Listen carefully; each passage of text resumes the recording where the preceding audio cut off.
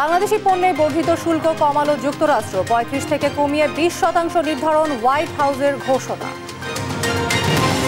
দীর্ঘ আলোচনায় ১৯ বিষয়ে একমত দলগুলো, জানালেন আলী রিয়াজ। ঐকমত্যের 10টিতে নোট অব ডিসেন্ট। দেশ গড়তে আগামী নির্বাচন খুবই গুরুত্বপূর্ণ বললেন তারেক রহমান। ফ্যাসিবাদের বিরুদ্ধে নারীদের সজাগ থাকার আহ্বান। ফ্যাসিবাদ, উগ্রবাদ, চরমপন্থা মাথা চাড়া দিয়ে উঠতে না পারে, এই ব্যাপারে বিশেষ করে নারী সমাজকে অত্যন্ত সতর্ক এবং সজাগ থাকতে হবে। জাতীয় সনদের দাবিতে রাজপথে জুলাই যোদ্ধারা, দিনরাত শাহবাগে অবস্থান, দাবি আদায় না হওয়া পর্যন্ত আন্দোলনের হুঁশিয়ারি।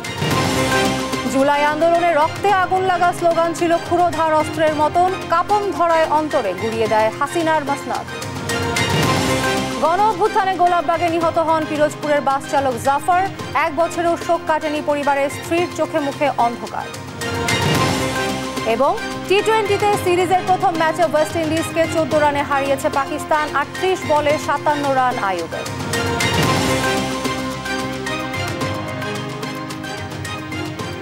দেখছিলেন শিরোনাম সংবাদ সকালের সঙ্গে আছি আমি ইশু হাসান। এবারে বিস্তারিত। বাংলাদেশি পণ্যের ওপর 15% শুল্ক কমিয়েছে যুক্তরাষ্ট্র। বর্ধিত পাল্টা শুল্ক 35% থেকে কমিয়ে 20% নির্ধারণ করা হয়েছে। শুক্রবার শুল্ক নিয়ে হোয়াইট হাউসের এক ঘোষণায় এই তথ্য জানানো হয়। পাল্টা শুল্ক কমায় বাংলাদেশের তৈরি পোশাক খাতে সৃষ্ট অস্থিরতা কমে আসবে বলে আশা করছেন রপ্তানিকারকরা। বিস্তারিত মাকদুরা মিতির রিপোর্টে। চলতি বছরের 2 এপ্রিল বাণিজ্য ঘাটতির কথা উল্লেখ করে বিশ্বের বিভিন্ন দেশের উপর উচ্চ হারে পাল্টা শুল্ক আরোপ করেন মার্কিন প্রেসিডেন্ট ডোনাল্ড ট্রাম্প। সে সময়ে বাংলাদেশের উপর শুল্ক আরোপ করা হয় 37%।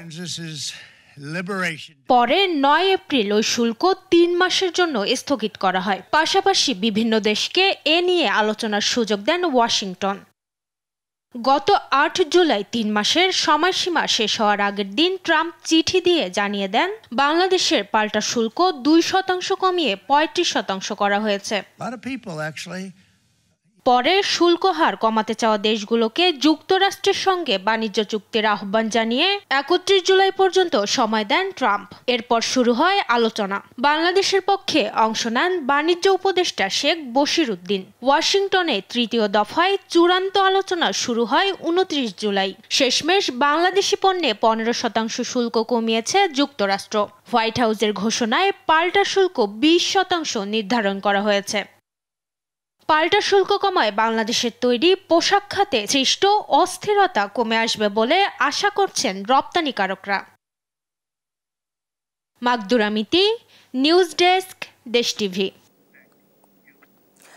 শেষ হলো রাজনৈতিক দলগুলোর সঙ্গে জাতীয় ঐকমত্য কমিশনের বৈঠক। দ্বিতীয় দফার বৈঠকে রাজনৈতিক দলগুলো 19টি বিষয়ে একমত হয়েছে বলে জানান কমিশনের সহসভাপতি আলী রিয়াজ।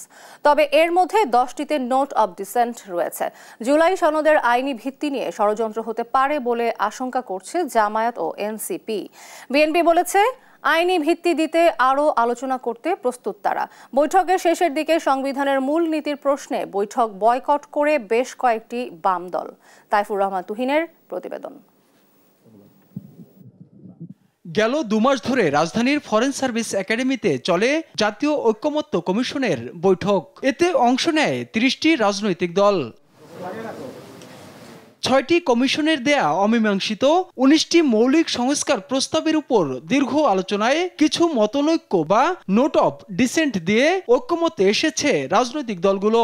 এগুলোর উপর ভিত্তি করে খুব শিগগিরই জাতীয় সনদ তৈরি করা হবে বলে জানান কমিশনের সহসভাপতি আলী রিয়াজ। 19টি বিষয়ে আমরা ঐকমত্য এবং সিদ্ধান্তে উপনীত হতে পেরেছি। সকলকে সমন্বিত করে সকলের সাথে এই বিষয়ে পথ পদ্ধতি নিয়ে আলাপ আলোচনায় আমরা অংশ নেব। তার আগে আমাদের যেটা দরকার সেটা হচ্ছে জাতীয় সনদটা পূর্ণাঙ্গ রূপ দেয়া। একমত হওয়া বিষয়গুলো আইনি কাঠামোর মধ্যে আনার দাবি জাতীয় নাগরিক পার্টি এনসিপির। আমরা জাতীয় নাগরিক পার্টি এনসিপির তরফে দাবি জানিয়েছি জুলাই সনদ সেটা যেন অন্তর্বর্তীকালীন সরকারের আমল থেকেই সেটা বাস্তবায়ন করা হয়, তার জন্য একটা আইনি ভিত্তি থাকে। সংস্কার প্রস্তাবকে আইনি কাঠামোর মধ্যে আনা নিয়ে যারা দীর্ঘসূত্রিতা করছে তারা নির্বাচনকে পিছিয়ে দেওয়ার পায়তারা করছে বলে মত জামাতের। আমাদের মূল কথা হচ্ছে এটাকে লিগ্যালাইজড করতে হবে, আইনি মর্যাদা দিতে হবে এবং সেই মর্যাদার ভিত্তিতে এখন থেকেই ঐক্যমত্যের বিষয়গুলো মাঠে কার্যকর থাকবে। জুলাই সনদ বাস্তবায়নে কমিশনের দেয়া 2 বছর সময়সীমার সঙ্গে একমত বিএনপি। এখন প্রয়োজনে গেজেট আকারে প্রকাশ করতে পারে সরকার। এই যে ঐক্যমত্য কমিশনের সেই প্রতিশ্রুতির কাগজটা, ডিটটা জাতীয় জুলাই জাতীয় সনদের 2025-এর সেই লিখিত ডকুমেন্টটা ওয়েবসাইটে যাবে, মিডিয়াতে যাবে। যদি আমি একটা নতুন প্রস্তাব দিই, যদি চায় সরকার সেটা গেজেট নোটিফিকেশন করতে পারে। এদিকে সংবিধানের মূলনীতি পরিবর্তন নিয়ে ভিন্ন মত পোষণ করে বৈঠক ওয়াকআউট করে বেশ কয়েকটি বাম রাজনৈতিক দল। সদস্য ডাক্তার মোস্তাক তাইফুর রহমান তুহিন, দেশ টিভি, ঢাকা। একজন মা যে চোখ দিয়ে বাংলাদেশ দেখেন, সেই বাংলাদেশ গড়তে হলে জাতীয় নির্বাচনের গুরুত্ব অপরিসীম বলে মন্তব্য করেছেন বিএনপির ভারপ্রাপ্ত চেয়ারম্যান তারেক রহমান। একটি ইনসাফ ভিত্তিক মানবিক বাংলাদেশ গড়তে সবাইকে ঐক্যবদ্ধ থাকার আহ্বানও জানান তিনি বলেন, বিএনপি ক্ষমতায় গেলে প্রথম পর্যায়ে 50 লাখ প্রান্তিক পরিবারের মাঝে ফ্যামিলি কার্ড বিতরণ করা হবে। নিয়াজ মোর্শেদের রিপোর্ট। নারীর চোখে জ্বলুক স্বাধীনতার প্রদীপ, তবে সেই নারীর চোখেই আজ স্বজন হারানোর কান্না। জুলাই অভ্যুত্থানে কেউ হারিয়েছে স্বামীকে, কেউ তার সন্তানকে। বৃহস্পতিবার বিকেলে রাজধানীর শাহবাগে আবু সাইদ মিলনায়তনে জুলাই অভ্যুত্থানে নারীদের অবদান শীর্ষক আলোচনা সভায় যোগ দিয়ে শহীদ হওয়া পরিবারের নারী সদস্যরা হারানো স্বজনদের স্মৃতিচারণ করতে গিয়ে কান্নায় ভেঙে পড়েন। আসলে স্বামী ছাড়া এই দুনিয়াতে কোনো মূল্য নেই মেয়েদের। আসলে আমরা প্রত্যেকটা শহীদ পরিবার বিচার চাই, সুস্থ বিচার চাই। আলোচনা সভায় যোগ দিয়ে বিএনপির সিনিয়র নেতারা বলেন, নারীরা শুধু সুসন্তানই গড়বে না, দেশ গঠনেও ভূমিকা রাখবে। বাংলাদেশে আমরা যে জবাবদিহিমূলক সরকার দেখতে পাচ্ছি, সেই সরকার গঠনে আমাদের বোনদের সবার দায়িত্ব। কাজে আগামীতে যে নির্বাচন আসছে, সেই নির্বাচনে ইনশাআল্লাহ আমরা মায়েদের প্রতিনিধি দেখব। আর একই আলোচনা সভায় শুরু থেকেই ভার্চুয়ালি যুক্ত ছিলেন বিএনপির ভারপ্রাপ্ত চেয়ারম্যান তারেক রহমান। আলোচনা শেষে প্রধান অতিথির বক্তব্যে তিনি বলেন, বিএনপি ক্ষমতায় গেলে প্রায় 50 লাখ পরিবারকে ফ্যামিলি কার্ড দেওয়া হবে। ইনশাআল্লাহ আসন্ন নির্বাচনে বিএনপি জনগণের রায় রাষ্ট্র পরিচালনার সুযোগ পেলে পরিবারের নারী প্রধানের নামে কিন্তু আমরা ফ্যামিলি কার্ডটি আমরা ইস্যু করব। এই সময় তিনি ফ্যাসিবাদ যাতে আর মাথাচাড়া দিয়ে উঠতে না পারে সেজন্য নারীদের সজাগ থাকার আহ্বান জানান। দেশে যাতে আর কোনোভাবেই আর কোনোদিন ফ্যাসিবাদ, উগ্রবাদ, চরমপন্থা মাথা চাড়া দিয়ে উঠতে না পারে, এই ব্যাপারে বিশেষ করে নারী সমাজকে অত্যন্ত সতর্ক এবং সজাগ থাকতে হবে। ইনসাফ ভিত্তিক মানবিক বাংলাদেশ গড়ার জন্য সবাইকে ঐক্যবদ্ধ থাকার আহ্বান জানান তারেক রহমান। নিয়াজ মোর্শেদ, দেশ টিভি, ঢাকা। জুলাই সনদ ঘোষণার দাবিতে রাতেও শাহবাগ মোড় অবরোধ করে আন্দোলন চালিয়ে গেছে জুলাই যোদ্ধারা। সনদ বাস্তবায়ন না হওয়া পর্যন্ত রাজপথে থাকার হুঁশিয়ারি দেন জুলাই যোদ্ধা ও তাদের স্বজনেরা। বৃহস্পতিবার সকাল 11টা থেকে সড়কে অবস্থান নিয়ে শাহবাগ মোড় অবরোধ শুরু করে বিক্ষোভকারীরা। আলিমুজ্জামান সাফওয়ানের রিপোর্টে দেখুন বিস্তারিত। ছাত্র জনতার গণ অভ্যুত্থানের বছর পেরিয়ে গেলেও এখনো ঘোষণা আসেনি জুলাই সনদের। এরই মধ্যে কয়েক দফা আন্দোলন করলেও নানা জটিলতায় পিছিয়েছে জুলাই সনদ ঘোষণার তারিখ। বৃহস্পতিবার তৃতীয়বারের মতো জুলাই সনদ ঘোষণার দাবিতে শাহবাগ মোড় অবরোধ করে জুলাই যোদ্ধা ও তাদের স্বজনরা। দিন পেরিয়ে রাতেও ছিল তাদের অবস্থান। আন্দোলনকারীরা বলছেন, জুলাই সনদ না হওয়ায় আহত ও শহীদ পরিবারের সদস্যরা বাধ্য হয়ে রাস্তায় নেমেছেন। এখন তো আমাদের কোনো প্রশাসন বা সরকার পক্ষ থেকে এখনো আমাদের সাথে যোগাযোগ করা হয়নি। এই আমাদের আশ্বাস না পাওয়া পর্যন্ত আমরা রাতে এখানে অবস্থান করব। আমাদের দাবি আদায় না হওয়া পর্যন্ত আমরা রাজপথ ছাড়ব না, শাহবাগ ছাড়ব না। জুলাই সনদ শুধুমাত্র একটি দাবি নয়, বরং জুলাই যোদ্ধাদের অধিকার ও পরিচয় বলে দাবি করেন অবস্থানকারীরা। না কোনো উপদেষ্টা, না কোনো সরকারের কোনো মহল, না কোনো যে সমন্বয়কদের কথা বলতেছেন, কেউ আমাদের সাথে যোগাযোগ করে নাই। উল্টা আমাদের উপরে হামলা হয়েছে, আমাদের উপর আক্রমণ হয়েছে। রাজনৈতিক দলের দিক দিয়ে আমরা আজকে জুলাইপত্র চাচ্ছি না। রাজনৈতিক দল কি দিবে এখানে জুলাইপত্র? আজ ঘোষণা দিতে হবে আমাদের জুলাইদের আগে। এখানে রাজনৈতিক দলেরা কি করতেছে না করতেছে দেখার বিষয় নয় আমাদের। এদিকে রাজনৈতিক দলগুলোর সঙ্গে আলোচনা শেষে জুলাই সনদ চূড়ান্ত করতে কাজ করছে জাতীয় ঐক্যমত্য কমিশন। আলিমুজ্জামান সাফওয়ান, দেশ টিভি, ঢাকা। শেষ হয়েছে জুলাই, তবে 2024 সালে জুলাই ছিল 36 দিনের, যা ফ্যাসিবাদের পতন ঘটিয়ে উপহার দেয় এক নতুন বাংলাদেশের। জুলাই জুড়ে রক্তঝরা আন্দোলনের বর্ণনা তুলে ধরেছেন এম এ আজিম। বাংলাদেশের অধ্যায়ে অঘোষিত এক স্বাধীনতা যুদ্ধের নাম রক্তাক্ত জুলাই, যা এবার 31শে জুলাই শেষ হলেও 2024 সালে শেষ হয় 36 দিনে। তাই 36 জুলাই নামে দেশের ইতিহাসে অমর হয়ে আছে এক ফ্যাসিবাদের পতনের গল্প। শুরুটা ছিল বৈষম্য দূর করতে শুধু শিক্ষার্থীদের কোটা বাতিলের দাবিতে আন্দোলন। 2024 সালের 7 জুলাই যা বাংলা ব্লকেটে রূপ নেয়। অনির্দিষ্টকালের জন্য বিশ্ববিদ্যালয় ও কলেজে ক্লাস পরীক্ষা বর্জনের ঘোষণা দিয়ে রাস্তায় নেমে আসে শিক্ষার্থীরা, স্থবির করে দেয় রাজধানীকে। কোটা বহালের রায় স্থগিত চেয়ে হাইকোর্টে শিক্ষার্থীদের আবেদন, আর সারা দেশে সকাল সন্ধ্যা বাংলা ব্লকেট 9 জুলাই আন্দোলনকে গতিশীল করে। রাস্তায় স্লোগান দিয়ে রায় পরিবর্তন হয় না বলে তখনকার প্রধান বিচারপতি ওবায়দুল হাসানের মন্তব্য। পরের দিন 11 জুলাই আওয়ামী লীগের সাধারণ সম্পাদক ওবায়দুল কাদের বলেন, কোটা বিরোধী আন্দোলনকারীরা সর্বোচ্চ আদালতের বিরুদ্ধে শক্তি প্রদর্শন করছে। এরই মধ্যে 13 জুলাই শিক্ষার্থীদের উপর ছাত্রলীগের হামলা পরিস্থিতিকে সহিংস করে তোলে। ঠিক পরের দিন আন্দোলনকারীদের রাজাকারের নাতিপুতি বলে মন্তব্য করেন শেখ হাসিনা। মুক্তিযোদ্ধাদের নাতিপুতিরাও পাবে না, তাহলে কি রাজাকারের নাতিপুতিরা পাবে? ক্ষোভে ফেটে পড়ে শিক্ষার্থীরা। 15 জুলাই স্লোগানে স্লোগানে উত্তাল হয়ে ওঠে ঢাকা বিশ্ববিদ্যালয় ক্যাম্পাস। পরের দিন অনর শিক্ষার্থীরা বুলেটের সামনে বুক পেতে দাঁড়িয়ে পড়েন। রংপুরে পুলিশের গুলিতে শহীদ হন আবু সাইদ। ঢাকা বিশ্ববিদ্যালয় সহ দেশের বিভিন্ন বিশ্ববিদ্যালয় থেকে ছাত্রলীগ নেতাকর্মীদের বিতাড়িত করে রাজনীতিমুক্ত ঘোষণা করা হয় হলগুলো।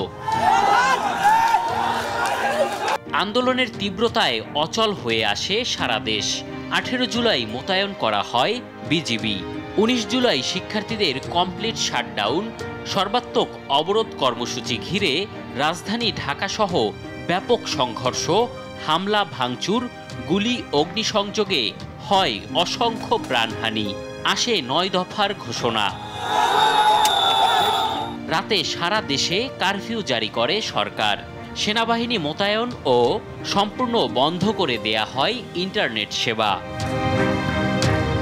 বুলেট দিয়ে আন্দোলন দমাতে না পেরে 20 জুলাই তুলে নেওয়া হয় নাহিদ ইসলাম সহ সমন্বয়কদের। 21 জুলাই সর্বোচ্চ আদালতের রায়ে বহাল রাখা হয় 7% কোটা। 25 জুলাই হতাহতদের খোঁজ না নিয়ে রাষ্ট্রীয় স্থাপনা পরিদর্শনে যায় হাসিনা। 26 তারিখ শুরু হয় মামলা, আর শিক্ষার্থীদের গণগ্রেপ্তার। 27 জুলাই সমন্বয়ক সার্জিস আলম ও হাসনাত আব্দুল্লাহকে নেওয়া হয় ডিবি হেফাজতে। ভিডিও বার্তায় সব কর্মসূচি প্রত্যাহারের ঘোষণা দেওয়াতে বাধ্য করা হয়। সার্বিক স্বার্থে আমরা এই মুহূর্তে থেকে আমাদের কর্মসূচি প্রত্যাহার করছি। 30 জুলাই শহীদদের রক্তের প্রতিচ্ছবি ফুটে ওঠে মুখে লাল কাপড় বাঁধা ও ফেসবুক প্রোফাইল লাল করার মধ্য দিয়ে। জুলাই শেষ হলেও আন্দোলন শেষ হয় না। 3 আগস্ট মানে 34 জুলাই ঘোষণা আসে 1 দফার।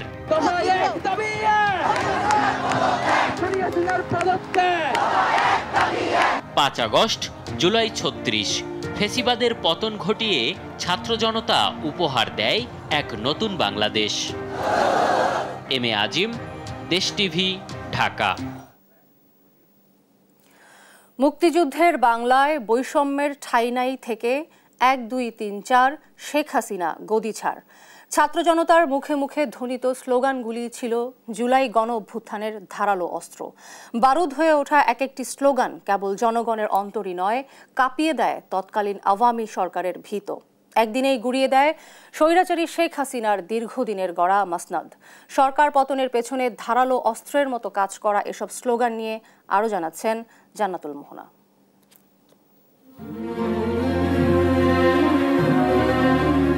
শব্দ ভাষার এমন একটি গুরুত্বপূর্ণ উপাদান যার সঠিক ব্যবহারে যেমন ইতিবাচক পরিবর্তন আনা যায়, ভুল ব্যবহারে পাল্টে যেতে পারে পুরো রাষ্ট্র কাঠামো, যার স্পষ্ট উদাহরণ 2024-এর জুলাই গণ আন্দোলন। এই আন্দোলনে বাংলাদেশের মানুষ এমন কিছু নতুন শব্দ, Bangla blockade, complete shutdown, march for justice, remembering our heroes, গ্রহযাত্রার সঙ্গে পরিচিত হয়েছিল, যা আন্দোলনে বারুদের মতো কাজ করে। দীর্ঘদিনের চাপা ক্ষোভ, অন্যায় অবিচারে অতিষ্ঠ জনগণ মাথায় লাল সবুজ পতাকা বেঁধে স্বেচ্ছায় অংশ নেয় এসব কর্মসূচিতে।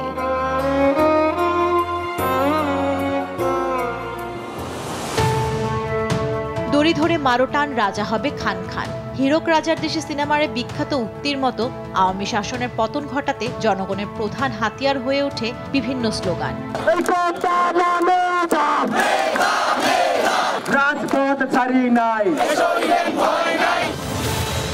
জুলাইয়ের শুরুর দিকে শিক্ষার্থীদের মুখে মুখে কোটা না মেধা, মেধা মেধা। মুক্তিযুদ্ধের বাংলায় বৈষম্যের ঠাঁই নাই। ৭১-এর হাতিয়ার গর্জে ওঠা আরেকবার স্লোগানগুলি থাকলেও ধরন পাল্টে যায় ১৫ই জুলাই থেকে। মুক্তিযোদ্ধার সন্তান নাতিপুতিরা কেউ মেধাবী না, যত রাজাকারের বাচ্চারা নাতিপুতি হলো মেধাবী, তাই না? তৎকালীন প্রধানমন্ত্রী শেখ হাসিনার 14 জুলাইয়ের বক্তব্যে ফুঁসে ওঠে ঢাকা বিশ্ববিদ্যালয়ের শিক্ষার্থীরা। ওই দিন মধ্যরাতেই হলের তালা ভেঙে রাস্তায় নেমে স্লোগান দেয়, তুমি কে আমি কে, রাজাকার রাজাকার, কে বলেছে স্বৈরাচার স্বৈরাচার।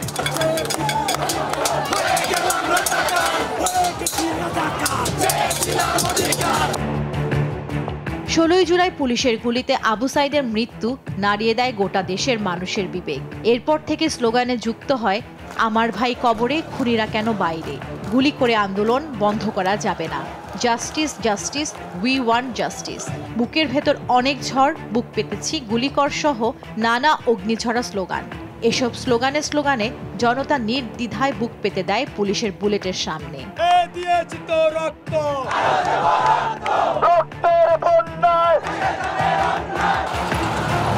এরপর আওয়ামী কর্মী ও পুলিশের হাতে যখন নির্বিচারে মানুষ হত্যা শুরু হয়, তখন সামাজিক যোগাযোগ মাধ্যম ছেয়ে যায় লাল প্রোফাইলে।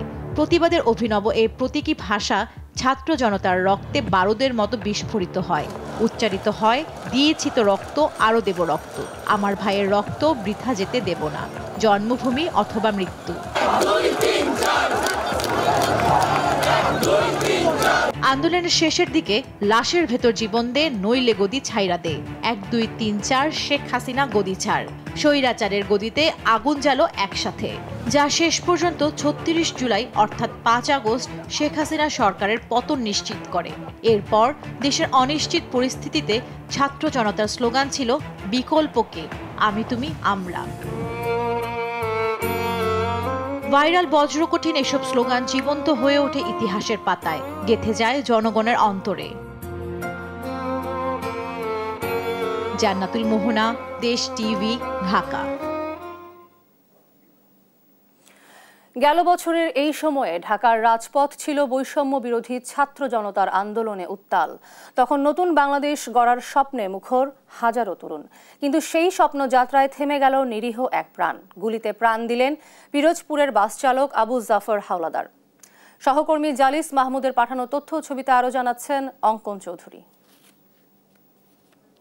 বৈষম্য বিরোধী ছাত্র জনতার আন্দোলনের সময় ঢাকার গোলাপবাগে ছাত্র জনতাকে দমনে গুলি চালায় পুলিশ। প্রাণ হারায় বাস চালক আবু জাফর হাওলাদার। পিরোজপুরের মাঠবাড়িয়ায় তুষারখালীর বাসিন্দা জাফর ছিলেন শ্যামলী পরিবহনের চালক।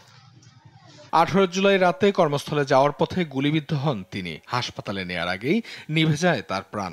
এক নারী আন্দোলনকারীর সহায়তায় মৃত্যুর সংবাদ পায় তার স্ত্রী। আবু জাফরের স্ত্রী হাসিনা বেগমের চোখে আজ শুধুই অন্ধকার আর অনিশ্চয়তার মুখে 3 সন্তানের ভবিষ্যৎ। এখনো ছেলে ফেরার অপেক্ষায় জাফরের মা সেতারা বেগম। কখনো স্বপ্ন দেখেন ছেলে ফিরেছে, প্রায়ই ফুপিয়ে উঠে প্রশ্ন করেন, আমার ছেলের অপরাধ কি ছিল? পোস্টমর্টম করে আনছে কোন রকম সিনকেল যে পেছাইয়ে নিয়ে মাটি দিয়েছে, দেখতেও পারি না বাবারে আমি। জাফরের বড় ভাই জানান, মরদেহ এলাকায় নিয়ে এলে ছাত্রলীগ ও প্রশাসনের লোকজন ভয় দেখিয়ে দ্রুত দাফনের জন্য চাপ দেন। মারা যাওয়ার খবর পরে আমাদের বাড়ির বহুত মানুষ, রাত দিন হোমানে মানুষ, সরকারি লোক টোক সব, এবার কিছু কিছু লোক আবার আইসা ফেরত দেওয়া গেছে যে তোমরা কোনো কথা বলতে পারবা না, আন্দোলনকারী তোমরা।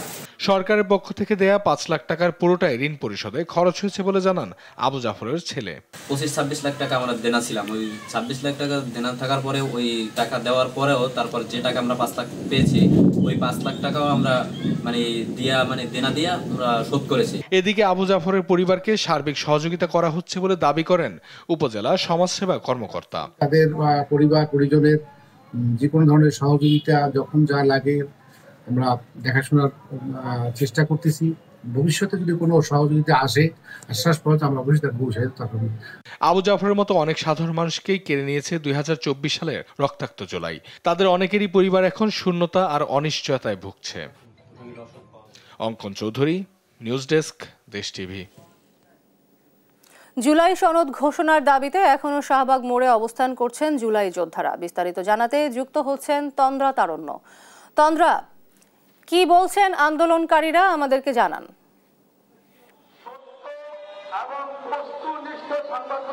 মিশু, গতকাল সকাল 10টা থেকে শুরু হওয়া জুলাই যোদ্ধাদের এই অবস্থান কর্মসূচি কিন্তু আজকে সকাল এখন ঘড়িতে সময় 10টা এবং এখন পর্যন্ত কিন্তু তাদের এই অবস্থান কর্মসূচি এখনো চলছে, জোরদারভাবেই চলছে বলা চলে। এবং তারা কিন্তু গতকাল থেকে এখন পর্যন্ত কিন্তু তারা এখনো শাহবাগ মোড়ে তারা অবস্থান করছেন এবং তাদের যে দাবিগুলো ছিল, যার মধ্যে দাবি যেটি ছিল যে জুলাই ঘোষণাপত্র ও জুলাই সনদ, আসলে জুলাই সনদের জন্য যে দাবিটি ছিল সেটি কিন্তু তারা বারবার বলছিলেন এবং তারা কিন্তু গতকাল আসলে হুঁশিয়ারি দিয়েছিলেন যতক্ষণ না পর্যন্ত তাদের দাবি মেনে নেওয়া হবে এবং যতক্ষণ পর্যন্ত আসলে তাদের নিশ্চয়তা দেওয়া হবে যে না কোনো সরকার যদি আসে তারা যাতে তাদের কোনো ক্ষতি না হয়, তাদের উপর যেন তারা দায়বদ্ধ না থাকে, সেই দাবিগুলো তারা জানিয়েছিলেন এবং বারবারই বলছিলেন যে যত দ্রুত সম্ভব যদি তাদের জুলাই ঘোষণাপত্র, জুলাই সনদ বাস্তবায়নের পাশাপাশি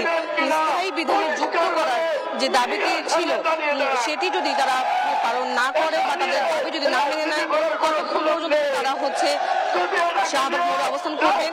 এবং সে অনুযায়ী কিন্তু দেখতে পাচ্ছি যে তারা সারা রাত কিন্তু এখানে ছিল এবং এখনো কিন্তু তারা এখানে আছে এবং তাদের অবস্থান কর্মসূচি কিন্তু এখন পর্যন্ত পালন করছে। এবং আজকে জুলাই যোদ্ধাদের মধ্যে জুলাই শহীদ পরিবার যারা আছেন তারাও কিন্তু এখানে জুলাইয়ের সময় আহত যারা ছিলেন তারা কিন্তু এখানে অবস্থান করছেন এবং বারবার তারা বলছেন যে তাদের দাবি না মানা পর্যন্ত তারা কিন্তু এখানেই থাকবে। আমরা একটু চেষ্টা করবো একজনের সাথে তাদের যে দাবি দেওয়া এগুলো মেনে নেওয়ার কোনো কিছু জানানো হয়েছে কিনা, বা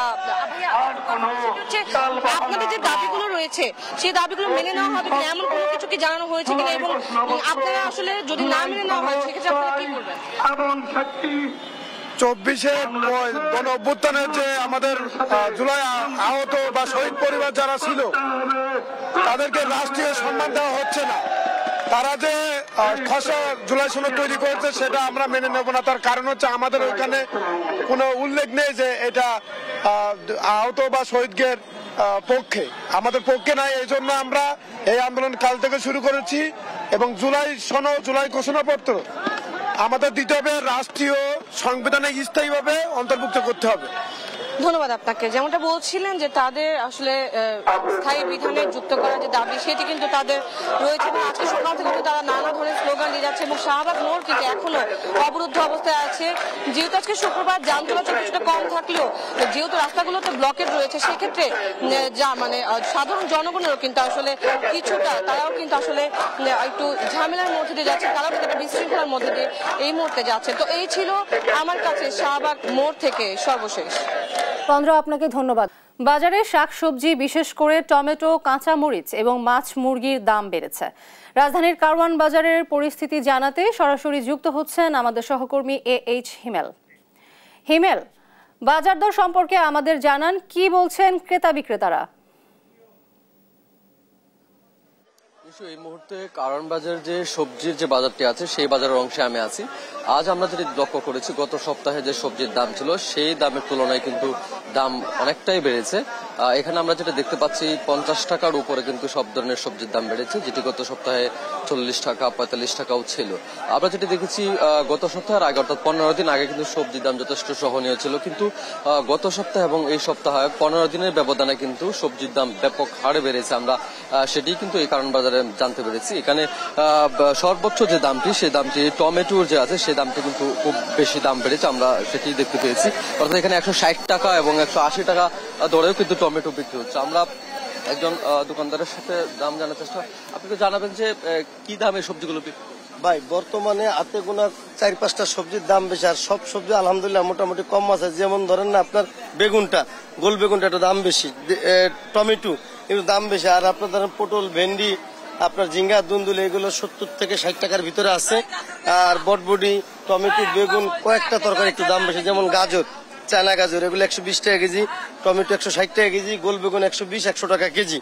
এছাড়া যাই আছে 60-70 টাকার ভিতরে তরকারি আছে আলহামদুলিল্লাহ। জি ধন্যবাদ। উনি যেটা বলছিলেন যে সব ধরনের সবজির দামের যে কেজি দরে বিক্রি হচ্ছে সেই বিষয়গুলো কিন্তু বলছিলেন, যেটা বলছিলেন গাজর এবং টমেটোর দাম সবচেয়ে বেশি এবং বেগুনের দাম কিন্তু বেড়েছে। আমরা যেটা দেখতে পাচ্ছি 50 থেকে 60 টাকা কেজি দরে সব ধরনের সবজির দামই কিন্তু বেড়েছে, যেটা গত সপ্তাহে কম ছিল এবং 15 দিন আগেও যথেষ্ট কম মূল্যে পাওয়া গিয়েছে। আমরা ক্রেতাদের সাথে কথা বলেছি, তারা বলছেন যে দিন দিন যেভাবে সবজির দাম বাড়ছে সেটা কিন্তু তাদের আসলে নাগালের বাইরে চলে যাচ্ছে। অর্থাৎ দৈনন্দিন জীবনে যে সবজির যে চাহিদা, সেই চাহিদার যে দাম, সেই দাম দিন দিন ঊর্ধ্বমুখী হওয়াতে তারা খুব প্রকাশ করছেন এবং তারা বলছেন সরকারকে অবশ্যই এই বিষয়ে মনিটরিং করা উচিত।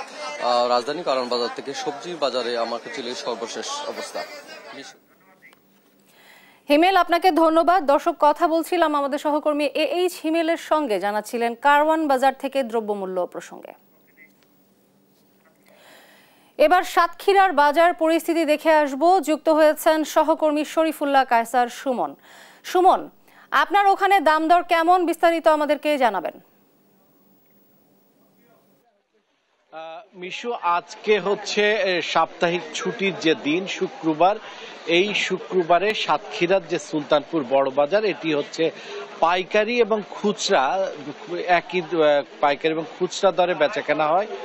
ডান দিকটাই হচ্ছে এই যে পাইকারি যেসব মোকাম, সেই মোকামে বিক্রি হয় এবং একই সাথে এই যে খুচরা বাজারগুলো এখানে বিক্রি হয় একই জায়গায়, খুব কাছাকাছি জায়গায়। কিন্তু আজকে যেভাবে শত শত মানুষের শুক্রবারের দিনের যে ভিড় থাকার কথা, সেই ভিড় কিন্তু আমরা দেখতে পাচ্ছি না। আমরা সাধারণ মানুষের সাথে কথা বলেছি এ ব্যাপারে, তারা মূলত বলতে চায় যে বাজার দর এই কিছু কয়েক মাসের মধ্যে যে ব্যবধান হয়েছে, যেভাবে বেড়েছে, একমাত্র মাংস ছাড়া প্রত্যেকটি পণ্যের যে দাম আকাশ ছোঁয়া, তাতে করে আসলে সাধারণ মানুষ একদম কষ্টের মধ্যে পড়ে গিয়েছে। বিশেষ করে কাঁচা তরি তরকারি, সেগুলো কিন্তু সেগুলো আপনার একেবারে দামের যে সেটি সাধারণ মানুষের হাতের নাগালের বাইরে। কাঁচামরিচ দেখা যাচ্ছে 200 টাকার উপরে, বেগুন 60-70 টাকা, ওলকচু 60-70 টাকা, উচ্ছে 80 টাকার উপরে। এরকম ভাবে প্রত্যেকটি পণ্য, ডিমের দাম মাত্র একদিনের ব্যবধানে সেটি বেড়ে গিয়েছে 11 টাকাতে পৌঁছে গিয়েছে খুচরা মূল্য। মাছের দাম, প্রতিটি মাছের দাম সে 20 টাকা থেকে 50 টাকা বেড়ে গিয়েছে। শুধুমাত্র মাংসের দাম স্থিতিশীল আছে এবং মুরগির দামের ক্ষেত্রেও দেশি মুরগির দাম বেড়ে গিয়েছে, 500 টাকার মতো করে চলে গিয়েছে। কিন্তু কমেছে হচ্ছে একেবারে যেটি পোলট্রি মুরগি বলে, সেই পোলট্রি মুরগির দাম 200 টাকার নিচে চলে এসেছে। আমি সাধারণত বাজারের যে ক্রেতারা, সেই তারাই ভুক্তভোগী থাকে। বাজারে কি অবস্থা, বাজারের দিকে কি অবস্থা? বাজারের দাম তো বিশাল দাম বেশি, কাঁচামালের দাম বেশি, মাছের দাম বেশি। এখন আমরা তো ক্রেতা সাধারণ মানুষ, আমরা তো ঠিকভাবে কিনতে পারতেছি না সবকিছু। আমরা তো 500 টাকা আয় করে সবকিছু চলতেছে না। হ্যাঁ, সাধারণ মানুষের আসলে চলছে না, যে কথাটি মিশু আমরা শুনছিলাম। সাধারণ মানুষ তাদের যে নির্ধারিত যে আয়, সেই নির্ধারিত বেতনের টাকা নিয়ে আসলে বাজার করতে এসে অনেকটা হিমশিম খাচ্ছে। পুরো কাঁচা বাজার, মাছের বাজার, মুদির বাজার, সব বাজারেই আসলে ঊর্ধ্বমুখী চিত্রের কারণে আজকে মানুষের এই দুর্দশার চিত্র বাজারে দেখা যাচ্ছে। এই ছিল সর্বশেষ মিশু। সুমন, আপনাকে ধন্যবাদ। দর্শক, কথা বলছিলাম আমাদের সহকর্মী শরীফুল্লাহ কায়সার সুমনের সঙ্গে, জানাচ্ছিলেন সাতক্ষীরার বাজারের দ্রব্যমূল্য প্রসঙ্গে। 1994 সালে বিভিন্ন অধিকার আদায়ের আন্দোলনে চাকুরিচ্যুত ব্যাটালিয়ন আনসার বাহিনীর সদস্যরা প্রাপ্য পেনশন সুযোগ সুবিধা ও যোগ্যদের পুনর্বহালের দাবিতে রাজধানীর খিলগাঁও আনসার বিজেপির সদর দপ্তরে 1 মাস ধরে আমরণ অনশন করছেন। সর্বোচ্চ আদালতের রায় বাস্তবায়ন না হওয়ায় চরম বিস্ময় ও হতাশা প্রকাশ করছেন 31 বছর আগে চাকুরিচ্যুত সদস্যরা। হাইকোর্টের এই রায় বুঝতে সমস্যা হচ্ছে বলেছেন আনসার কর্তৃপক্ষ। সাবরিনা মজুমদারের রিপোর্টে বিস্তারিত। আমরা সবাই পাগল উন্মাতের মতন আছি, খাইয়া না খাইয়া এখানে পড়ে রয়েছি। মোহাম্মদ মনিরুজ্জামান, বয়স 60-এর কাছাকাছি। জীবনের যে সময়টায় কাটানোর কথা ছিল নাতি নাতনি ছেলে মেয়ের সাথে হেসে খেলে, কিন্তু এখন তার দিন কাটছে রাস্তায় ঘুরে ঘুরে। বলছি 1994 সালে আনসারের চাকরি হারানো একজন ভুক্তভোগীর কথা। 1 মাস ধরে রাজধানীর খিলগাঁও আনসার বিডিপির সদর দপ্তরের প্রধান ফটকের সামনে আমরণ অনশন করছেন তিনি। রাস্তার মাঝে শুয়ে থাকি। আমরা চাই যে আমাদের যাদের বয়সসীমা আছে তাদের ডিপার্টমেন্ট জয়েন্ট দিবে, আর বয়সসীমা যাদের নাই তাদেরকে সুযোগ সুবিধা দিয়া, পেনশন ভাতা দিয়া। দীর্ঘ বছর অপেক্ষা শেষে পক্ষে আসা আদালতের রায় হাতে পেলেও সরকার কিংবা কর্তৃপক্ষের পক্ষ থেকে রায় কার্যকরের কোনো উদ্যোগ না নেয় চোখে সর্ষে ফুল দেখছেন তার মতো চাকরি হারানো অন্য সদস্যরা। রায় উপেক্ষা করার পরে আমরা যখন আর কোনো উপায়ন্তর না পাইছি, আমরা গত 29শে জুন থেকে এই জায়গায় লাগাতার একাধারে আমরণ অনশন পালন করতেছি। আনসার ব্যাটালিয়নের যে মহাপরিচালক আছে, উনি হাইকোর্ট, জজ কোর্ট, সুপ্রিম কোর্ট কিচ্ছু মানে না। এই 31 বছর মামলা পরিচালনা করে কোর্টের বারিন্দা ঘুরিয়া আমার সর্বশেষ। আমরা কাপড় নিয়ে আসছি, বাসার থেকে বলে আসছি, আর যদি চাকরি হয় তাহলে ফেরত আসবো, না হলে আমরা ফেরত আসবো না। 1994 সালে অধিকার আদায়ে দাবি দেওয়া সহ মাঠে নামে আনসার সদস্যরা।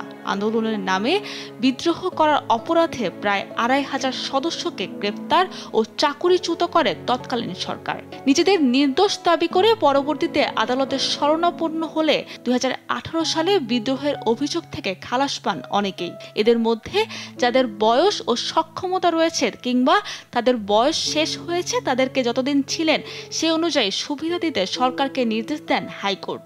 আদালতের সেই আদেশ এখনও কার্যকর হয়নি। বাদীপক্ষের আইনজীবীর অভিযোগ, সরকার ও আনসার কর্তৃপক্ষের উদাসীনতায় ঝুলে আছে এ রায়ের বাস্তবায়ন। যখনই এই অর্ডারগুলো গিয়ে পৌঁছলো সংশ্লিষ্ট ওই যে আনসার ব্যাটালিয়ন কর্তৃপক্ষের কাছে, ওনারা যে চিঠি লিখছেন মন্ত্রণালয়ে, ওই চিঠির মধ্যে এই বিষয়গুলো, ডাইরেকশনের কথা, ইনোসেন্ট অর্ডারের কথা কোনো কিছু বলা নেই। যদি গভর্নমেন্টের সদিচ্ছা থাকে যে মানুষকে সার্ভ করার, মানুষকে দেয়ার, ইমিডিয়েটলি তাদেরকে ডেকে যার যা পাওনা আছে দিয়ে বিদায় করা হোক। বেশিরভাগই এখন আর বয়স নেই। এদিকে হাইকোর্টের রায়ের স্পষ্টতা নিয়ে প্রশ্ন তুলছেন আনসার কর্তৃপক্ষ।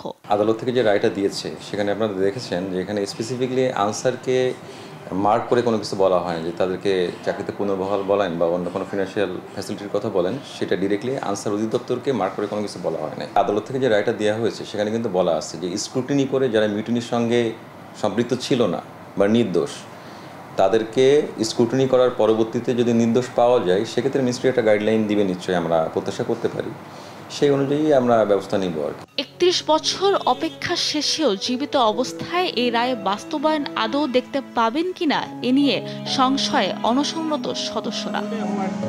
সাবরিনা মজুমদার, দেশ টিভি, ঢাকা। চট্টগ্রামের সীতাকুণ্ডে মোটরসাইকেল দুর্ঘটনায় ছাত্রদলের সভাপতি সহ 2 জন নিহত হয়েছেন। নিহতরা হলেন মোহাম্মদ আরিফ ও জুয়েল। আরিফ সীতাকুণ্ড উপজেলার ভাটিয়ারি ইউনিয়নের চেয়ারম্যান, ঘাটা এলাকার 2 নং ওয়ার্ড ছাত্রদলের সভাপতি। বৃহস্পতিবার রাতে ঢাকা চট্টগ্রাম মহাসড়কের ঢাকামুখী লেনে ভাটিয়ারি এলাকার অক্সিজেন রোডের সামনে এই ঘটনা ঘটে।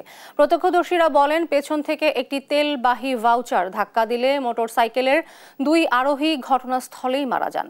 এদিকে ঢাকা মাওয়া এক্সপ্রেস ওয়েতে দ্রুত গতির ট্রাকের ধাক্কায় থেমে থাকা বাসের এক যাত্রী নিহত হন।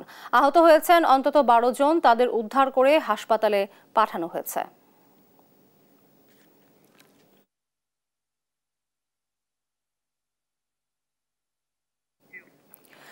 তিন দিনের টানা বর্ষণে ভোলায় বিপর্যস্ত জনজীবন, প্লাবিত হয়েছে কিছু এলাকার নিম্নাঞ্চল। বিস্তারিত জানাতে যুক্ত হচ্ছেন সহকর্মী ছোটন সাহা।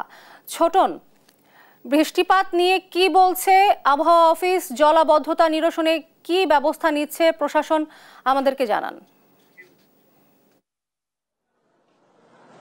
মিশু, যেমনটি বলছিলেন যে গত কয়েকদিন ধরে যে সমুদ্র বন্দরে যে স্থানীয় সতর্কতা সংকেত জারি ছিল এবং নৌবন্দরে যে কারণে নৌযান চলাচল বন্ধ ছিল, তবে সেই সতর্কতা সংকেত নামিয়ে দেওয়া হওয়ার পরেই কিন্তু নৌযান চলাচল স্বাভাবিক হয়েছে এবং একই সাথে যে গত 3 দিন ধরে যে বৃষ্টিপাত হয়েছে, অর্থাৎ এই বৃষ্টিপাতের ফলে কিন্তু জনজীবন বিপর্যয় নেমে এসেছে। যদিও এখন এই মুহূর্তে বৃষ্টিপাত নেই। আজকে সকালেও কিন্তু আমরা জেনেছি যে 23 মিলিমিটার বৃষ্টিপাত হয়েছে, যেটি গত 24 ঘন্টায় 35 মিলিমিটার বৃষ্টিপাত হয়েছে। এবং একই সাথে এই দুর্যোগপূর্ণ আবহাওয়ার কারণে আমরা দেখেছি যে নিচু এলাকা রয়েছে যেগুলো প্লাবিত হয়েছে, কেননা এই নদ নদীর পানি বিপদসীমা অতিক্রম করার ফলে কিন্তু এই সমস্ত এলাকা প্লাবিত হয়েছে। এবং যদিও উপজেলা প্রশাসন এবং পানি উন্নয়ন বোর্ড বলছে যে যে সমস্ত এলাকায় পানি ঢুকেছে সেগুলো আসলে জোয়ার নেমে গেলে সেই পানিও কিন্তু একই সাথে নেমে যায়, আবার জোয়ার এলে সেগুলো কিন্তু আবারও প্লাবিত হয়, এমনটি আমরা জেনেছি। এবং জেলা প্রশাসক মোহাম্মদ আজাদ জাহান আমাদেরকে বলছিলেন যে যে সমস্ত এলাকার মানুষ পানিবন্দী অবস্থায় রয়েছে তাদেরকেও কিন্তু বলা হয়েছে যে যদি তাদের খাদ্য বা বিশুদ্ধ পানির সংকট থাকে সেক্ষেত্রে জেলা প্রশাসন থেকে ত্রাণ সহায়তা দেওয়ার কথাও কিন্তু আমাদেরকে বলছিলেন। একই সাথে যেহেতু নৌযান চলাচল শুরু হয়েছে, বলা যায় যে এই ঘাটগুলো এখনো সরগরম হয়ে উঠেছে যাত্রীদের সমাগমে, এবং যারা এতদিন আটকে পড়েছিলেন গন্তব্যের উদ্দেশ্যে যেতে পারেনি তারা কিন্তু কিছুক্ষণ থেকে আবার যাতায়াত শুরু হয়েছে এবং নৌযান চলাচল সচল থাকার কারণে সার্বিক যে অবস্থা সেটি বলা যায় অনেকটাই ভালো। তবে এখনো আবহাওয়া অধিদপ্তর থেকে যেমনটি বলা হয়েছে এই বৃষ্টিপাতের যে সম্ভাবনা সেটি কিন্তু আরও 2-1 দিন অব্যাহত থাকবে বলে কিন্তু আমরা জেনেছি। এবং একই সাথে যে উপকূলীয় এলাকার যে অবস্থা, বিশেষ করে নিচু এলাকাগুলো যে বৃষ্টিপাত এবং নদীর পানি বৃদ্ধি পেয়ে বাঁধের বাইরে যে সমস্ত এলাকা প্লাবিত হয়েছে সেগুলো আস্তে আস্তে স্বাভাবিক হতে শুরু করছে। তবে আবার যেহেতু এখনো আমাবস্যার যে প্রভাব রয়েছে সেটি যদি হয় সেক্ষেত্রে নদীর পানি আবার বৃদ্ধি পেয়ে নিচু এলাকা প্লাবিত হওয়ার আশঙ্কার কথাও কিন্তু আমরা জেনেছি। তো এ ছিল আমার কাছে ভোলার যে আবহাওয়া পরিস্থিতি এবং সর্বশেষ তথ্য। ছোটন, আপনাকে ধন্যবাদ। দর্শক, কথা বলছিলাম সহকর্মী ছোটন সাহার সঙ্গে, জানাচ্ছিলেন ভোলায় প্লাবিত বিপর্যস্ত জনজীবন প্রসঙ্গে। দেখছেন সংবাদ সকাল।